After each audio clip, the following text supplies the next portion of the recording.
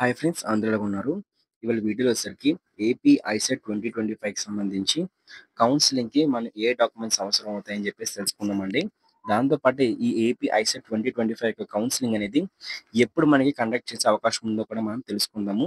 So, అందరూ కూడా వీడియోని లైక్ అయితే చేయండి. వీడియోని లైక్ చేసి వీడియోని స్టార్ట్ అయితే చేయండి అనమాట. సో, అలాగే మీరు ఎవరైనా ఇంకా సబ్స్క్రైబ్ చేసుకోకపోయినట్లయితే మన యూట్యూబ్ ఛానల్ సబ్స్క్రైబ్ చేసుకోండి. సో, దానివల్ల ఏపీ ఐసెట్ 2025కి సంబంధించి కౌన్సిలింగ్ యొక్క ప్రతి చిన్న ఇన్ఫర్మేషన్ కూడా మన యూట్యూబ్ ఛానల్ ఇవ్వడం జరుగుతుందనమాట. సో, ప్రతి ఒక్కరు కూడా సబ్స్క్రైబ్ చేసి బెల్ నోటిఫికేషన్ ఆల్‌లో పెట్టినట్లయితే మనకి కౌన్సిలింగ్ నోటిఫికేషన్ రిలీజ్ అయిన వెంటనే మన యూట్యూబ్ ఛానల్‌లో డీటెయిల్ వీడియో అయితే ఉంటదనమాట. సో, ఐసెట్‌కి సంబంధించి ప్రతి చిన్న పెద్ద అప్డేట్ కూడా మన యూట్యూబ్ ఛానల్‌లో ఇవ్వడం జరుగుతుందండి. అయితే ఇక్కడ చూసుకున్నట్లయితే మనకి కౌన్సిలింగ్ డాక్యుమెంట్స్ సంబంధించి సో, మనకి ఏ డాక్యుమెంట్స్ కావాలి, డేట్స్ ఎప్పుడు రిలీజ్ చేస్తారని చెప్పేసి తెలుసుకుందాము. అయితే ముందుగా చూసుకున్నట్లయితే ఈ ఐసెట్‌కి సంబంధించి షెడ్యూల్ అనేది ఎప్పుడు కూడా మనకి లేట్‌గానే వస్తుందండి.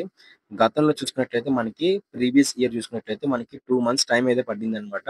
సో, ఎందుకంటే మనకి అప్పటికి ఎలక్షన్స్ అంతా కూడా ఉన్నాయి కాబట్టి 2 మంత్స్ టైమ్ అయితే మనకి తీసుకున్నారండి. సో, అట్లా 2 మంత్స్ టైమ్ తీసుకోవడం వల్ల ఇప్పుడు ఈ ఇయర్ కూడా 2 మంత్స్ టైమ్ తీసుకుంటారంటే అంత తీసుకోరు. మనకి మాక్సిమం 1 మంత్ అట్లా టైమ్ తీసుకొని మనకి కండక్ట్ చేస్తారనమాట. So, okay. ఆ 1 మంత్ టైమ్ అలా తీసుకుంటారు. సో, మనకి మాక్సిమం ఎప్పుడు ఉండొచ్చు అనుకున్నట్లయితే జూన్ ఉంది కదా! సో, జూన్ లాస్ట్ వీక్ గాని థర్డ్ ఆర్ లాస్ట్ వీక్ అయితే వాళ్ళ ఫోర్త్ వీక్ అయితే మనకు ఖచ్చితంగా కూడా ఈ యొక్క ఐసెట్‌కి సంబంధించి కౌన్సెలింగ్ షెడ్యూల్ నోటిఫికేషన్ రిలీజ్ చేసి డేట్స్ అనేవి స్టార్ట్ అవుతాయన్నమాట. సో, మనకి కౌన్సెలింగ్ మొత్తం కూడా ఒక 15 డేస్ లోపైతే కంప్లీట్ అయితే అయిపోతుంది. కొన్నిసార్లు ఐసెట్ కౌన్సెలింగ్ అనేది ఎక్స్‌టెండ్ కూడా అయ్యే అవకాశం అయితే ఉంటుందన్నమాట. ఎందుకంటే ఐసెట్ కౌన్సెలింగ్‌కి ఇంపార్టెంట్ ఏంటి అనుకున్నట్లయితే మనకి సీఎంఎం కన్సాలిడేటెడ్ మార్క్స్ మెమో అయితే కావాలి. సో, అన్ని యూనివర్సిటీస్ వాళ్ళు వాళ్ళకి సంబంధించి అడ్వాన్స్ సప్లిమెంటరీ దాంతో పాటే మనం వాటికి సంబంధించి ఒరిజినల్ మార్క్స్ మెమోస్‌ని కూడా ఇవ్వాలన్నమాట. సో, అలాగే దాంతో పాటు ప్రతి ఒక్కరు కూడా అందరికి కూడా last final year semester exams అన్ని కూడా కంప్లీట్ అయితే గాని ఐసెట్ కౌన్సెలింగ్ అయితే పూర్తి చేయలేము. స్టార్ట్ చేయలేము. అందరూ కూడా ఫీడ్‌బ్యాక్ ఇస్తూ ఉంటారు కదా! మా యూనివర్సిటీ తరపు నుంచి మేము కౌన్సెలింగ్ ఆహ్, ఎగ్జామ్స్ అవ్వకముందే సర్టిఫికేట్స్ రాకముందే కౌన్సిల్ కనెక్ట్ చేస్తారని చెప్పేసి. సో, అట్లా రీజన్స్ వల్ల ఐసెట్ అనేది ఎప్పుడు కూడా డిలే అవుతూనే ఉంటుంది. అయితే ఇవాళ మనం ఐసెట్‌కి కావాల్సిన డాక్యుమెంట్స్ లిస్ట్ అయితే చూద్దామండి. సో, అవన్నీ కూడా ఇప్పుడు మీరు రెడీగా అయితే ఉంచుకోండి. మీ దగ్గర ఒక్క డాక్యుమెంట్ లేకపోయినా సరే మీరు ఐసెట్ కౌన్సిలింగ్‌లో వచ్చేసరికి మీరు సీట్ అయితే పొందుకోవడానికి అర్హులైతే అవ్వరనమాట. ఇక లేట్ చేయకుండా టాపిక్ అయితే వెళ్ళిపోదాం.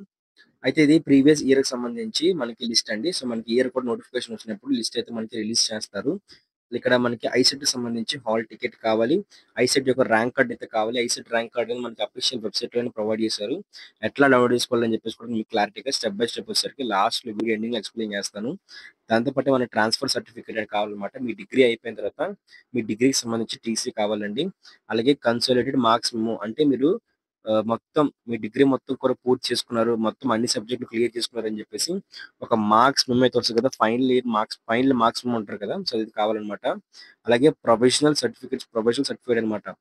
డిగ్రీకి సంబంధించి ప్రొవిజనల్ సర్టిఫికేట్ కూడా మనకి అవసరమండి. అలాగే ఇంటర్మీడియేట్‌కి సంబంధించి ఇంటర్మీడియేట్ గాని, డిప్లొమా గాని చేసినట్లయితే ఆ డిప్లొమా యొక్క ఫైనల్ మార్క్స్ మెమో అయితే కావాలండి. అలాగే 10థ్ క్లాస్ మార్క్స్ మెమో కూడా కావాలి.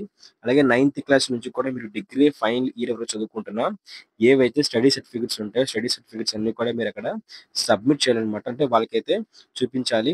అలాగే ఎవరైనా సరే నాన్ రెసిడెంట్ అయినట్లయితే అంటే ఎవరైనా సరే నాన్ లోకల్ స్టూడెంట్స్ ఉంటే వాళ్ళు రెసిడెన్స్ సర్టిఫికేట్ అయితే సబ్మిట్ చేయాలండి.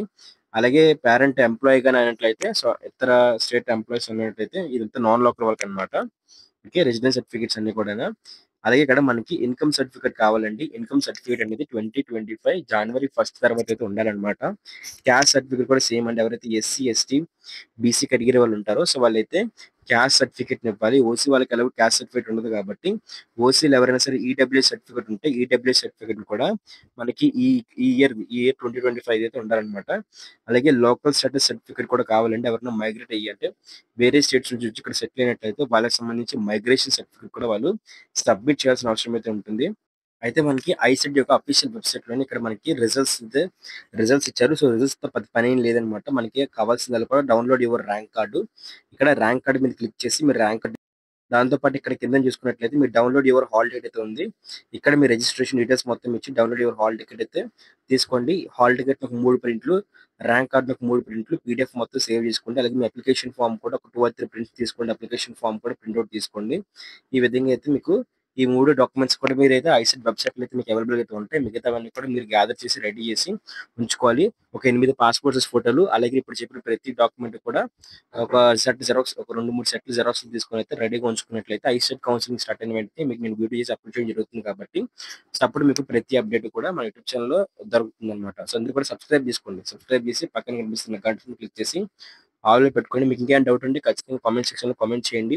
అలాగే నెక్స్ట్ అప్‌కమింగ్ వీడియో దేని మీద కావాలో కూడా మీరు కామెంట్ చేసినట్లయితే నేను ఆ వీడియో చేసి పెడతాననమాట.